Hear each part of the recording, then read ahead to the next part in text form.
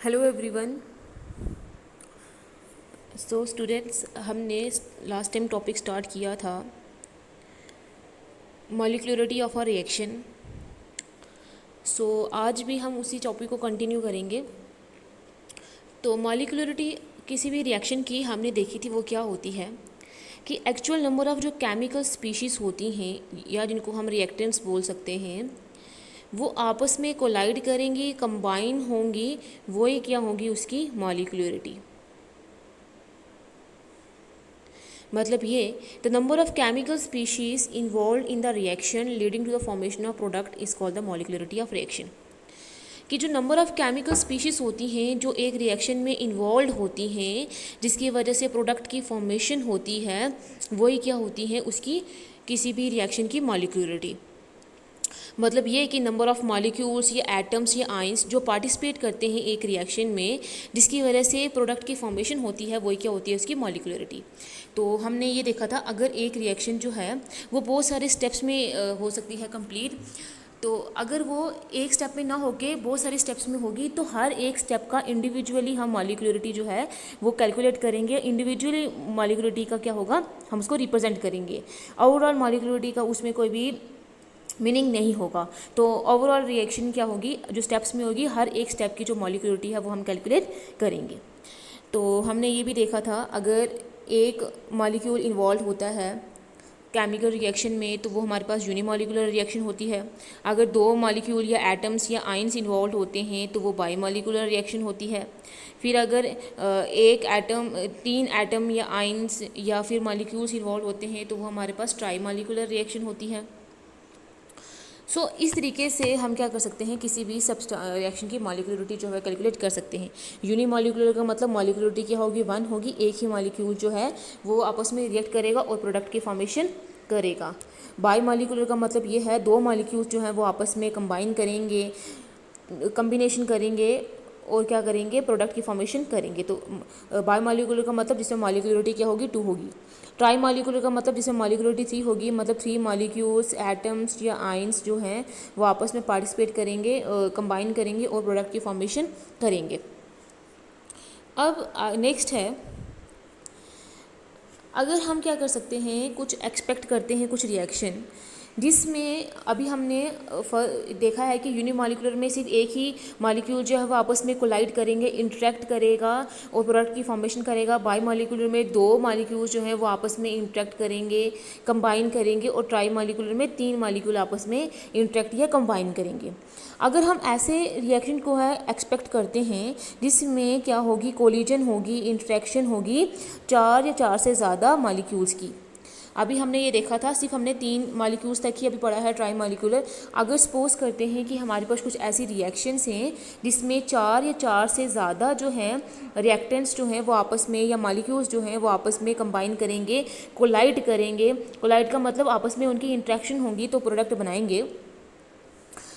लेकिन ये ऑब्जर्व किया गया है कि वो जो रिएक्शंस हैं जिसमें तीन या तीन से ज़्यादा मॉलिक्यूल्स जो हैं वो आपस में कंबाइन होते हैं, कोलाइड करते हैं, वो अनकॉमन है। मतलब कॉमनली ऐसी रिएक्शंस जो हैं वो होती नहीं हैं। ये जो रीज़न है इसकी वजह से, क्या रीज़न है जिसकी वजह से ये जो रिएक्शंस हैं वो अनकॉमन हैं, is that the occurrence of such reaction requires the simultaneous collision of three और मोर देन थ्री मॉलिक्यूल्स। क्योंकि ऐसी रिएक्शन में क्या होता है जिसमें चार या चार से ज़्यादा रिएक्टेंट्स जो हैं या मॉलिक्यूल्स जो हैं वो इन्वॉल्व होते हैं, तो ऐसी रिएक्शंस के होने के लिए ये जितने भी जो रिएक्टेंट हैं, चार या चार से ज़्यादा भी हो सकते हैं, उनकी साइमल्टेनियसली क्या होती है, एक साथ कोलिजन की ज़रूरत पड़ती है। एक साथ उनकी इंट्रैक्शन की क्या होती है, एक साथ उनकी इंट्रैक्शन होनी चाहिए, एक टाइम पे उनकी जो है वो इंट्रैक्शन होनी चाहिए, साइमल्टेनियस कोलिजन होनी चाहिए तीन या तीन से ज़्यादा मॉलिक्यूल्स की। In other words, simultaneous collision of three molecules means that the third molecule must collide with the other two molecules at the same time when they are in the process of collision. मतलब कहने का ये है, simultaneous collision का मतलब ये है कि अगर हमारे पास सपोज करते हैं चार रिएक्टेंट्स हैं या चार मॉलिक्यूल्स हैं या सपोज करते हैं कि 3 हैं, तो क्या होगा, साइमल्टेनियस कोलिजन का मतलब है जो हमारे पास थर्ड मॉलिक्यूल है उसकी एक ही टाइम पे सेकंड मॉलिक्यूल से भी कोलिजन होनी चाहिए, इंटरेक्शन होनी चाहिए, और फर्स्ट मॉलिक्यूल से भी क्या होनी चाहिए, इंटरेक्शन होनी चाहिए। मतलब एक ही टाइम पे ये दोनों के साथ क्या करना चाहिए, इंटरेक्ट करना चाहिए, कोलाइड करना चाहिए जब वो आपस में रिएक्शन करेंगे, तो इसी को बोलते हैं simultaneous collision. The chances of occurrence of such collision are very small. और ऐसी कोलिजन होने के लिए, ऐसी इंटरेक्शन होने के चांसेस जो हैं वो ज़्यादा क्या है, स्मॉल हैं, बहुत ज़्यादा कम हैं। On this basis, we can see that the reaction involving 3 or more than 3 reacting particles should be slow। तो इस बेसिस पे हम ये बोल सकते हैं कि ये जो रिएक्शंस हैं जिसमें 3 या 3 से ज़्यादा रिएक्टेंट्स जो हैं वो इन्वॉल्व होंगे, उनमें साइमल्टेनियस कोलिजन की ज़रूरत पड़ेगी, एक साथ इंटरेक्शन की ज़रूरत पड़ेगी, तो वो ऐसा हो नहीं सकता। इसीलिए ये जो रिएक्शंस हैं हम बोलेंगे कि ये क्या होंगी, स्लो होंगी या फिर होंगी नहीं। However, it has been observed that some reaction involving more than 3 molecules are quite fast। लेकिन ऐसा कुछ ऑब्जर्व किया गया है कि कुछ जो रिएक्शंस हैं जिसमें 3 या 3 से ज़्यादा रिएक्टेंट्स हैं, वो रिएक्शंस क्या होती हैं, फास्ट होती हैं, जल्दी जल्दी से हो जाती हैं। For example, consider the reaction of bromide ions with bromate ions. For example हम क्या करेंगे, कंसिडर करेंगे एक रिएक्शन जिसमें ब्रोमाइड आइंस जो हैं वो रिएक्ट कर रहे हैं ब्रोमेट आइन के साथ in the presence of N acid. और किसकी प्रेजेंस में, एसिड की प्रेजेंस में। तो ब्रोमीन आइन ये होता है Br नेगेटिव, ब्रोमेट होता है BrO3 नेगेटिव, और एसिड की प्रेजेंस में, एसिड क्या सब्सटेंसेस होते हैं जो H पॉजिटिव आइंस देते हैं, तो एसिड की प्रेजेंस के मतलब H पॉजिटिव की प्रेजेंस में। तो जब ये आपस में रिएक्ट करेंगे तो ये बना देंगे Br2 ब्रोमीन मॉलिक्यूल एक्वेस में, सॉल्यूशन में, और 3 टाइम वाटर बना देंगे लिक्विड। तो रिएक्शन को हम बैलेंस करेंगे, यहाँ पे 3 × 2 6 है, तो यहाँ पे भी आ जाएगा 6H पॉजिटिव। और ब्रोमेड आइन जो है ये Br, यहाँ पे कितने हैं, Br2 हैं, तो यहाँ पे 3 लगा देंगे, 3 × 2 6 हो गए। अब यहाँ पे 1 2 हैं, तो यहाँ पे हम 5 लगा देंगे, 5 और 1 कितने हो गए, 6 हो गए। अब ये रिएक्शन क्या होगी, बैलेंस्ड होगी। तो इस रिएक्शन में देखा जाए तो ये रिएक्शन में 3 जो रिएक्टेंट हैं हमारे पास वो आपस में साइमल्टेनियसली कोलाइड कर रहे हैं और क्या बना रहे हैं, प्रोडक्ट की फॉर्मेशन कर रहे हैं। तो अगर हम एक्सपेरिमेंटली देखें अकॉर्डिंग टू रेट लॉ, तो रेट एक्सप्रेशन इसका, इस रिएक्शन का रेट किसके ऊपर डिपेंड करेगा, डायरेक्टली प्रोपोर्शनल होगा। प्रोपोर्शनलिटी का साइन हटा के हम कांस्टेंट K लगा देंगे जो रेट कांस्टेंट है। और रेट किसके ऊपर डिपेंड करता है, molar concentration of the reactants.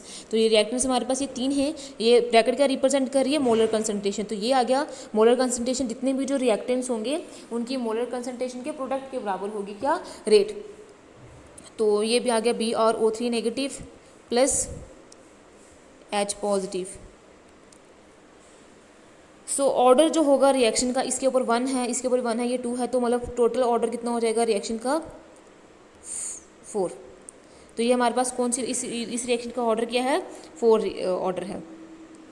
सो हमने ये देखा ऐसी रिएक्शंस जो हम बोलते हैं जिसमें 3 से ज़्यादा रिएक्टेंट्स जो हैं वो इन्वॉल्व होते हैं, तो ऐसी रिएक्शंस में साइमल्टेनियसली कोलिजन की ज़रूरत पड़ती है, एक साथ इंटरेक्शन की ज़रूरत पड़ती है, जो नहीं हो पाती है, इसलिए ये रिएक्शन जो होती हैं वो अनकॉमन होती हैं। अब इसके बेसिस में हम ये बोल सकते हैं कि इनका रेट जो होता है वो स्लो होता है, ये रिएक्शन जो है वो स्लोली होती है, बट ऐसा होता नहीं है। कुछ रिएक्शन देखेंगे वो बहुत ज़्यादा क्या होती हैं, फास्ट होती हैं। अब हम नेक्स्ट पढ़ेंगे characteristic of the molecularity. Molecularity के करेक्टरिस्टिक्स क्या होते हैं, the molecularity of any process can only be a small positive integer, it can not be zero, fractional और नेगेटिव। किसी भी प्रोसेस की, किसी भी रिएक्शन की जो मॉलिक्यूलरिटी है वो क्या होनी चाहिए, इंटीजर में ही होगी और स्मॉल से स्मॉल वैल्यू होगी, लेकिन पॉजिटिव वैल्यू होगी। मॉलिक्यूलरिटी कभी भी ज़ीरो नहीं हो सकती है, अनलाइक ऑर्डर ऑफ रिएक्शन कभी फ्रैक्शनल नहीं हो सकती है, और नेगेटिव तो बिल्कुल भी नहीं हो सकती है। तो मॉलिक्यूलरिटी सिर्फ क्या होगी, पॉजिटिव वैल्यूज ही होंगी। नेक्स्ट है molecularity of a reaction is not an experimental parameter. Molecularity of any reaction depends upon the mechanism postulated for the reaction. तो क्या है कि मॉलिक्यूलरिटी और किसी भी रिएक्शन की एक्सपेरिमेंटली पैरामीटर पे डिपेंड नहीं करती है। जैसे हम ऑर्डर ऑफ रिएक्शन जो है वो एक्सपेरिमेंटली डिटरमाइन कर रहे थे, लेकिन मॉलिक्यूलरिटी जो है वह किसी भी एक्सपेरिमेंटल पैरामीटर के ऊपर डिपेंड नहीं करती है। मॉलिक्यूलरिटी किसी भी रिएक्शन की डिपेंड करती है कि रिएक्शन के लिए मैकेनिज्म कौन सा है। अगर फर्स्ट स्टेप है, एक स्टेप है रिएक्शन का, तो हम उसी हिसाब से लेंगे। और अगर जैसे हमने देखा था कि एक से ज़्यादा स्टेप्स जो अभी इन्वॉल्व होते हैं, तो हर एक स्टेप की अपनी इंडिविजुअल मॉलिक्यूलरिटी होती है। तो मॉलिक्यूलरिटी किसी भी रिएक्शन की एक्सपेरिमेंटल पैरामीटर के ऊपर डिपेंड नहीं करती है, अनलाइक ऑर्डर ऑफ रिएक्शन वो डिपेंड करती है कि रिएक्शन के लिए मैकेनिज्म कौन सा दिया हुआ है। थर्ड इसका करेक्टरिस्टिक है, the molecularity of a reaction is not the same as the order of reaction. किसी भी रिएक्शन का मॉलिक्यूलरिटी और ऑर्डर ऑफ रिएक्शन ज़रूरी नहीं है सेम हो। However for an isolated single step reaction the molecularity and the order of reaction are equal to each other. लेकिन एक अगर हमारे पास सिंगल स्टेप रिएक्शन है, जो रिएक्शन जो है वो सिंगल स्टेप में होगी, तो उसमें जो मॉलिक्यूलरिटी है रिएक्शन की वो ऑर्डर ऑफ रिएक्शन के इक्वल हो सकती है। तो ये थे कुछ करेक्टरिस्टिक मॉलिक्यूलरिटी के। अब हम देखेंगे next difference between molecularity and order of reaction. Order of reaction और मॉलिक्यूलरिटी ऑफ रिएक्शन में क्या क्या डिफरेंस है, क्योंकि ये दोनों जो है वो रेट ऑफ रिएक्शन को डिटरमाइन कर रहे हैं। तो देखते हैं कि इनके बीच में क्या क्या डिफरेंस है। तो फर्स्ट डिफरेंस ये है, order of reaction is an experimental parameter. Order of reaction क्या होता है, एक एक्सपेरिमेंटल पैरामीटर है, हम इसको एक्सपेरिमेंटली डिटरमाइन करेंगे। और मॉलिक्यूलरिटी क्या होती है, molecularity of a reaction is an assign parameter. Molecularity जो है रिएक्शन की वो एक एक्सपेरिमेंटल पैरामीटर नहीं है, वो एक असाइन पैरामीटर है। वो डिपेंड करेगा केमिकल रिएक्शन में कि उसका मैकेनिज्म किस तरीके का है, उसी पे मॉलिक्यूलरिटी जो है वो डिपेंड करेगी। नेक्स्ट डिफरेंस है, the total number of concentration variables which effect the rate of reaction is called the order of reaction. Order of reaction क्या था, सम था। टोटल नंबर ऑफ वो वाले हमारे पास कंसंट्रेशन वेरिएबल्स, जो मोलर कंसंट्रेशन के ऊपर ये जो वेरिएबल्स होंगे, जो स्टाइकोमेट्रिक कोफिशिएंट के बराबर हो भी सकते हैं और नहीं भी हो सकते हैं, और इनके सम के बराबर था, जो कि क्या कर रहे थे, रेट ऑफ रिएक्शन को इफेक्ट कर रहे थे। वही क्या था हमारे पास, ऑर्डर ऑफ रिएक्शन। कि जैसे अगर हमारे पास ये ए है और ये बी है, तो इसका अगर हमारे पास 1 है, ऑर्डर इसका 2 है, तो सम टोटल कितना आ जाएगा, 1 और 2 3, तो ऑर्डर ऑफ रिएक्शन क्या आ जाएगा, 3। और ये जो वेरिएबल्स है ये क्या रिप्रेजेंट करेंगे, ये स्टाइकोमेट्रिक कोफिशिएंट के बराबर हो भी सकते हैं और नहीं भी हो सकते हैं। ये क्या रिप्रेजेंट करेंगे, ये रिप्रेजेंट करेंगे कि कितना ए की जो कंसंट्रेशन है वो रेट ऑफ रिएक्शन को इफेक्ट करेगी और कितना बी की जो कंसंट्रेशन है वो रेट ऑफ रिएक्शन को इफेक्ट करेगी। दूसरी तरफ जो मॉलिक्यूलरिटी है वो क्या है, the total number of chemical species involve in the reaction. Molecularity क्या होता है, वो total number of atoms, chemical species में एटम्स भी आएंगे, मॉलिक्यूल्स भी आएंगे और आइंस भी आएंगे। जितने नंबर ऑफ केमिकल स्पीशीज जो हैं वो एक रिएक्शन में इन्वॉल्व होते हैं, वही क्या है, एक रिएक्शन की मॉलिक्यूलरिटी। नेक्स्ट है, reaction orders can have small, integral, half integral और ज़ीरो वैल्यूज़। रिएक्शन की जो ऑर्डर है, जो ऑर्डर ऑफ रिएक्शन है, उसकी इंटीग्रल वैल्यूज़ भी हो सकती हैं, पॉजिटिव वैल्यूज़ भी हो सकती हैं और फ्रैक्शनल वैल्यूज़ भी हो सकती हैं और जीरोज़ वैल्यूज़ भी हो सकते हैं। इसकी भी नेगेटिव वैल्यूज़ नहीं होती हैं, बट रिफ्रैक्शन वैल्यूज़ हो सकती हैं, ज़ीरो वैल्यूज़ हो सकती हैं।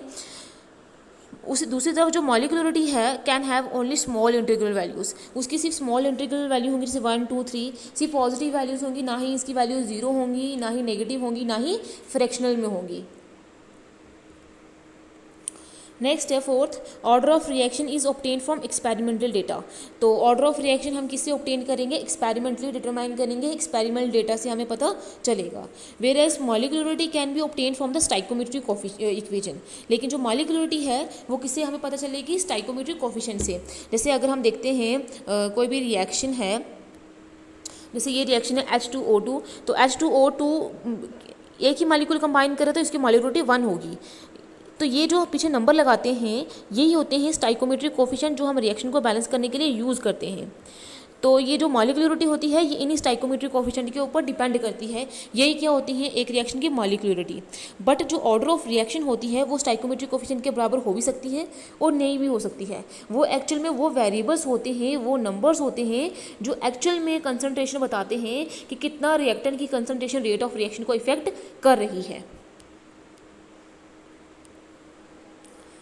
नेक्स्ट है, for complex reaction molecularity is given for elementary steps. अगर हमारे पास कोई कम्प्लेक्स रिएक्शन है जिसमें एक से ज़्यादा स्टेप्स इन्वॉल्व हो रहे हैं, तो उसमें हर एक जो स्टेप होगा उसकी मॉलिक्यूलरिटी हम कैलकुलेट करेंगे। तो ये ऑर्डर के लिए है कि जो कम्प्लेक्स रिएक्शन होती हैं,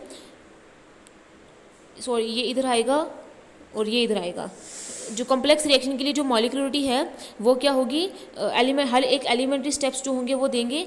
for complex reaction order is given by slowest steps. लेकिन जो कॉम्प्लेक्स रिएक्शन होंगे जिसमें क्या होगा, एक से ज़्यादा स्टेप्स इन्वॉल्व होंगे, तो उसके लिए जो ऑर्डर ऑफ रिएक्शन होगी वो लेंगे जो सबसे स्लोवेस्ट स्टेप होगा, जो सबसे आराम से होगा, स्लो होगा स्टेप, उसका ऑर्डर जो है वो हम ओवरऑल ऑर्डर लेंगे रिएक्शन का। लेकिन मॉलिक्युलरिटी में ऐसा नहीं होता है। मॉलिक्युलरिटी हम हर एक स्टेप, चाहे वो स्लो हो चाहे वो फास्ट हो, हर एक स्टेप का इंडिविजुअली कैलकुलेट करेंगे।